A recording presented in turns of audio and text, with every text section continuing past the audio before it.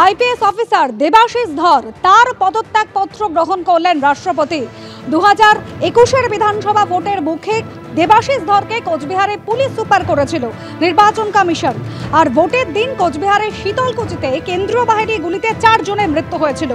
Vote মিটে যাওয়ার পর এই দেবাশিস ধরকে সাসপেন্ড করে রাজ্য সরকার, তাকে জিজ্ঞাসাবাদ করে সিআইডি। আর মাসখানেক আগে দেবাশিস ধরের সাসপেনশন তুলে নেওয়া হলেও তিনি কম্পালসারি ওয়েটিংয়ে ছিলেন। আর এই আবহেই রাজ্যের মুখ্য সচিব এবং কেন্দ্রীয় স্বরাষ্ট্র সচিবের কাছে পদত্যাগপত্র পাঠান 2010 ব্যাচের এই আইপিএস অফিসার।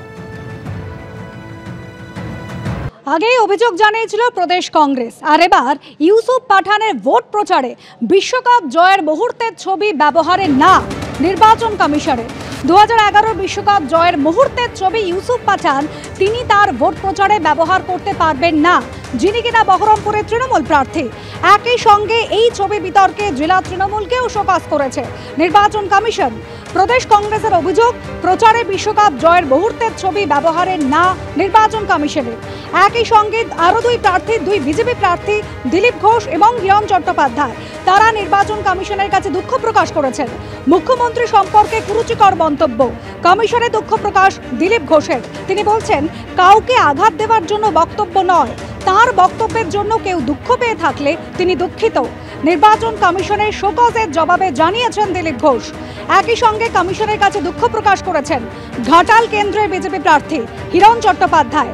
আমার মন্তব্যের জন্য দুঃখিত, আমার কোনো উদ্দেশ্য ছিল না কাউকে আঘাত করার। কমিশনকে ইমেল করে দুঃখ প্রকাশ করেছেন হিরণ চট্টোপাধ্যায়।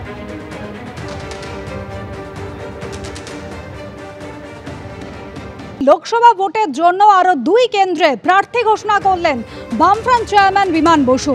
ঝাড়গ্রাম বিধানসভা লোকসভা কেন্দ্র এবং আরামবাগ লোকসভা কেন্দ্র, এই 2টি কেন্দ্রের জন্য প্রার্থী ঘোষণা করা হয়েছে।